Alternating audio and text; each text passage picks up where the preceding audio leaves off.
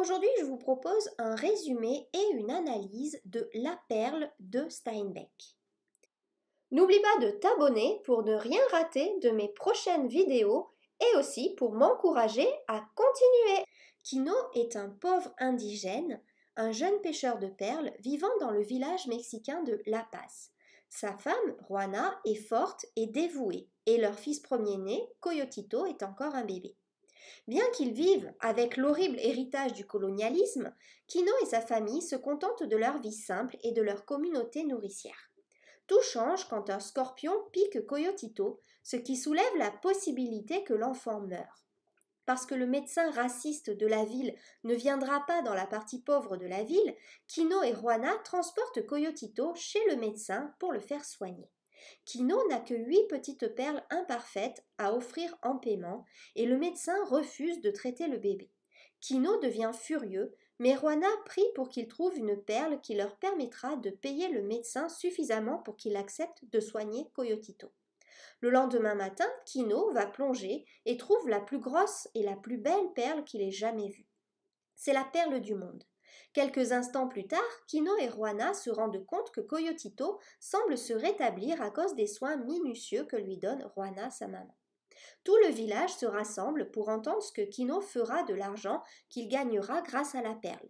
La perle éveille le désir de Kino car elle donne un air de possibilité à ce qui semblait impossible auparavant. Kino dit que sa famille aura de nouveaux vêtements et du matériel de pêche. Lorsque Kino parle à haute voix de son désir d'un fusil, il s'enivre de possibilités et annonce que la perle libérera tout le peuple de Kino. Il achètera à Coyotito une éducation. Kino pense que si son fils apprend à lire, à écrire et à faire des mathématiques, Coyotito sera en mesure de les protéger tous d'être trompés par ceux qui sont au pouvoir, car ils ont été trompés et maltraités depuis l'arrivée des Espagnols au Mexique. Le problème est que la perle de Kino a éveillé la cupidité de l'homme, et donc sa possession de celle-ci fait de lui l'ennemi de ceux qui la convoitent. Le médecin, entendant parler de la perle, vient chez Kino. Il donne à Coyotito un traitement fictif, insistant sur le fait qu'il est venu sauver le bébé, alors que son véritable motif est de découvrir l'endroit où Kino a enterré la perle. Kino se méfie du médecin, et ses soupçons sont confirmés cette nuit-là, quand quelqu'un entre par effraction dans la maison pour voler la perle. Kino combat l'intrus, et Juana le supplie de jeter la perle. Kino refuse, déterminé à ce que son fils reçoive une éducation. Quand Kino va vendre sa perle le lendemain, il se rend compte que tous les acheteurs de perles se sont unis pour le tromper. Il refuse d'accepter leurs offres ridiculement basses, disant qu'il vendra sa perle dans la capitale à la place. Cette nuit-là, Kino est blessé dans une bagarre avec un deuxième voleur potentiel. Juana plaide à nouveau pour jeter la perle, et quand Kino refuse, elle se faufile pour la jeter elle-même à la mer. Kino l'intercepte violemment, et quelques instants plus tard, il tue un homme qui tente de l'attaquer. Alors que Juana et Kino retournent au village, ils voient que leur canoë a été endommagé et que leur maison a été incendiée. Après s'être cachés toute la journée dans la maison du frère de Kino, Juan Thomas, Kino et Juana sont partis à pied pour la ville de Lorette, où Kino sent qu'ils seront en sécurité. Alors qu'ils marchent, Kino se rend compte qu'il est suivi par 3 pisteurs qualifiés. Sachant qu'ils le trouveront et le tueront pour prendre la perle, Kino emmène sa famille dans les hautes montagnes et les cache dans une grotte près d'une source. Lorsque les pisteurs arrivent, Kino se rend compte que c'est une question d'heure avant que les pisteurs ne les trouvent. Sa seule chance est de les attaquer avec son couteau, de les tuer et de prendre leurs fusils. Dans la nuit sans lune, Kino se faufile jusqu'à l'endroit où reposent les pisteurs. Juste au moment où il se prépare à les attaquer, la lune se lève et le gémissement de Coyotito résonne depuis la grotte où Juana le garde caché. Le traqueur, avec le fusil, tire dans la grotte, tuant Coyotito. Au même instant, Kino parvient à prendre le pistolet et à tuer les 3 hommes. Il est cependant trop tard, son fils est déjà mort. Kino et Juana retournent au village, brisés. Juana porte le corps de Coyotito dans son châle sanglant alors qu'il marche vers le rivage, et Kino jette la perle dans la mer. Nous allons maintenant passer à l'analyse. En écrivant La Perle, Steinbeck a transformé la légende folklorique mexicaine qu'il a entendue au cours de ses voyages, changeant les spécificités du protagoniste et de sa communauté afin d'aborder des thèmes plus universels. Dans le remaniement du conte par Steinbeck, le protagoniste n'est pas un plongeur adolescent et lâche, mais un homme plus mature avec des obligations envers les autres. Kino est un homme marié avec un enfant, mais son identité est inextricablement liée à la communauté qui l'entoure. Cette communauté est centrée sur les voisins de Kino, les collègues pêcheurs et les perliers qui vivent également dans le village, mais s'étend à l'ensemble de la base. Le lien inextricable entre Kino et sa communauté est véhiculé par la présence des voisins rassemblés pendant bon nombre des moments les plus importants sur le plan personnel dans la vie de Kino, Juana et Coyotito. Les voisins assemblés remplissent la même fonction qu'un chœur dans la tragédie grecque de l'Antiquité. Après avoir diffusé la nouvelle entre eux, ils se réunissent pour témoigner, réagir, juger et discuter des actions et des fortunes de Kino et de sa famille. Leurs opinions et réactions, à leur tour, influencent les pensées et les décisions de Kino. Quand Coyotito est piqué par le scorpion, les voisins se rassemblent et entendent Juana demander le médecin. Tout d'abord, ils ont répété entre eux Juana veut le médecin. Ensuite, ils annoncent leur verdict. Après que les gens dans la cour et les gens dans la porte aient dit que le médecin ne viendrait pas, il atteint Kino. La pensée est entrée dans Kino. Le médecin ne voulait pas venir, dit Kino à Juana au chapitre 1. Plus tard, lorsque le médecin refuse de voir Coyotito, les retombées émotionnelles sont partagées par toute la communauté. Et maintenant, une vague de honte a envahi toute la procession. Ils ont fondu. Le chœur de voisins de Steinbeck n'est pas simplement un groupe passif de commentateurs. Ils influencent et sont influencés par les événements de la vie de Kino. Dans le chapitre 2, Steinbeck explique cette fonction chorale de la communauté en utilisant une métaphore empruntée aux sciences naturelles. Une ville est une chose comme un animal colonial, commence le chapitre. Comme un corail de mer ou une méduse, une ville est un organisme composé d'autres organismes plus petits, dans ce cas des individus. Les habitants de la ville sont aussi étroitement liés que les cellules ou les organes d'un corps, car une ville a un système nerveux et une tête, des épaules et des pieds. Parce qu'une ville est une seule créature, elle a toute une émotion. Comme un organe qui ne peut survivre en dehors du corps auquel il appartient, l'exil ultérieur de Kino et Juana de leur communauté équivaut à une mort spirituelle. Leur exil commence dès que Kino trouve la perle, alors qu'il vit encore en tant que membre de la communauté et avant que quelque chose de tragique ne se soit produit. Dans le chapitre 3, Juana demande à Kino « Qui crains-tu » Avec sa réponse « Tout le monde », Kino sent une carapace se former sur lui. L'identité même de Kino change alors qu'il s'éloigne de sa communauté. Au moment où Kino et Juana retournent à La Paz après la mort de Coyotito, ils sont eux-mêmes tellement changés que la communauté et même le propre frère de Kino ne les reconnaît pas, ne les regarde pas et ne les accepte pas. Même en ville, ils sont en exil. Ils ne sont plus eux-mêmes parce qu'ils ne font plus partie de la communauté et vice-versa. Les habitants de la ville considèrent Kino et Juana comme supprimés de l'expérience humaine. Et donc, les gens qui s'étaient précipités pour les voir se sont entassés et les ont laissés passer et ne leur ont pas parlé. La séparation est réciproque car Kino et Juana ont traversé la ville comme si elles n'étaient pas là, au chapitre 6. Bien que la nouvelle de Steinbeck, La Perle, soit profondément ancrée dans des questions morales, Steinbeck aborde également les questions métaphysiques dans ce texte. En philosophie, la métaphysique examine la nature de la réalité et inclut des sujets tels que la causalité, le libre arbitre et le sens de l'existence. En présentant les hypothèses, les croyances et les actions de Kino, Juana et des villageois, Steinbeck explore les rôles de l'humanité, du hasard et de Dieu ou des dieux dans la détermination de ce qui se passe dans le monde, au chapitre 2. Le concept de chance apparaît fréquemment dans le texte, généralement en conjonction avec le concept d'intelligence divine. Dans le chapitre 2, en expliquant la nature des perles et de la plongée des pêcheurs de perles, le narrateur donne une définition de la chance. Les perles sont des accidents et la découverte de l'une était de la chance, une petite tape dans le dos donnée par Dieu ou les dieux, ou les deux.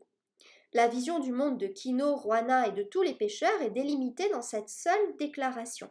Trouver une perle, c'est éprouver de la chance, et la chance est une forme d'approbation divine. La création des perles elle-même n'est pas causée par l'intentionnalité d'une force divine. Au contraire, c'est accidentel.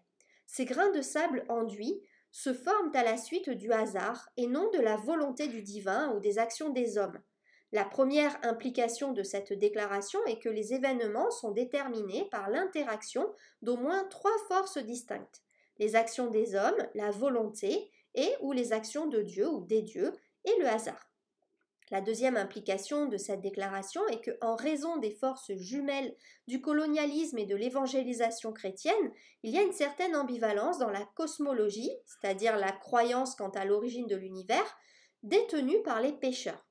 Avant l'arrivée des Espagnols, ces gens étaient des polythéistes, croyant en de multiples dieux. À la lumière de la pression exercée par les missionnaires espagnols pour que cette population se convertisse au catholicisme, les pécheurs ont élargi leur cosmologie pour s'adapter au Dieu singulier, c'est-à-dire unique, du christianisme.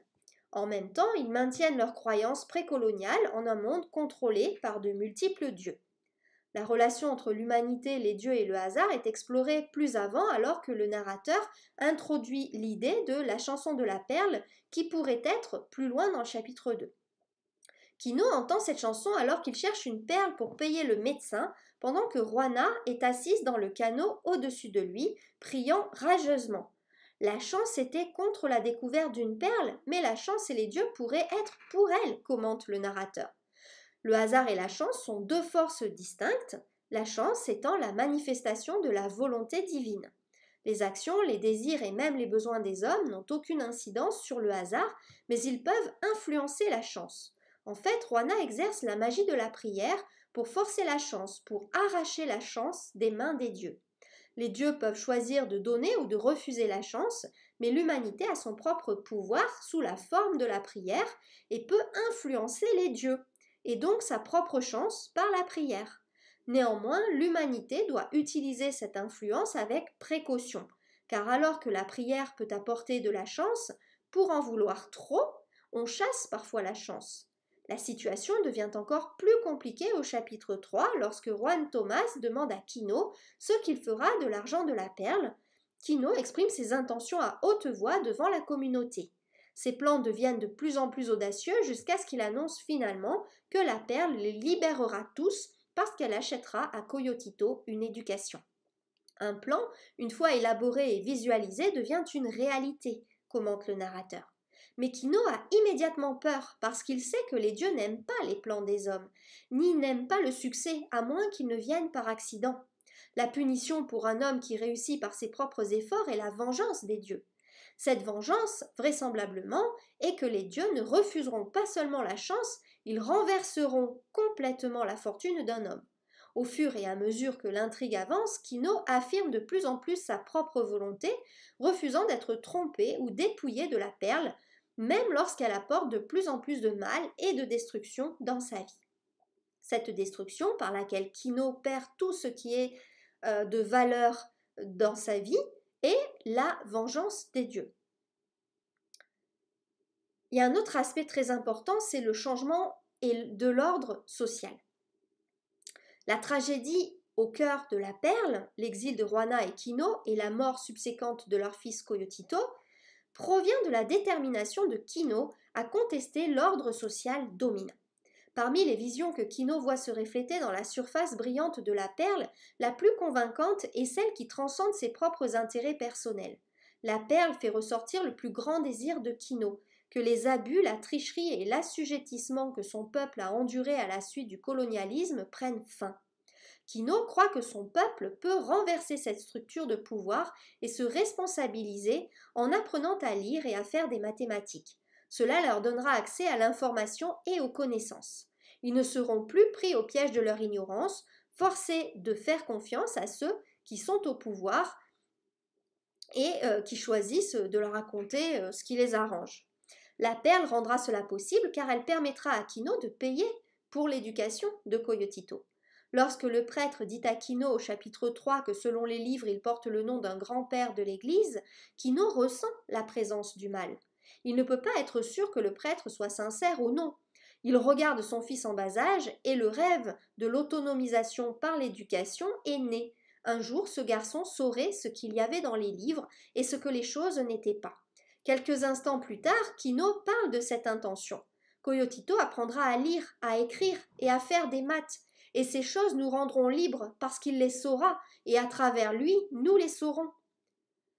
Il s'agit d'un détail audacieux pour la façon dont les choses sont depuis près de 400 ans, dit-il au chapitre 1. Kino est conscient du danger dans un tel défi, car il a immédiatement peur. Il conteste en outre l'autorité lorsqu'il refuse de laisser les marchands de perles de La Passe acheter sa perle pour une fraction de sa valeur. La violence entre immédiatement dans la vie de Kino. S'il ne consent pas à être trompé et exploité, ceux qui sont au pouvoir attaqueront ses biens, sa maison, sa famille et sa vie. Juan Thomas décrit ces vérités quand il dit à Kino « Nous savons que nous sommes trompés dès la naissance, mais nous survivons. » Kino a défié toute la structure, tout le mode de vie, et Juan Thomas craint pour la vie de son frère. Bien sûr, Kino ne parvient pas à renverser cet ordre social. En fait, ce qui se passe est le contraire du progrès et de l'autonomisation. Il perd tout ce qui a de la valeur pour lui-même, y compris sa maison et sa communauté. Être condamné à l'exil est déjà mauvais, mais Kino finit aussi par prendre la vie d'autres hommes et doit endurer le meurtre absurde de son fils unique, l'innocent Coyotito, qui est encore un bébé et qui devait être le sauveur du peuple de Kino. La morale de l'histoire est à la fois déprimante et sombre. Lorsque les opprimés affirment leur dignité et leur humanité, lorsqu'ils défient les pouvoirs en place, ces mêmes pouvoirs les détruisent dans une perpétuation du mal auquel ils ont cherché à mettre un terme. Le seul chemin viable, selon Steinbeck, est de se résigner à une existence circonscrite au sein d'un ordre social oppressif.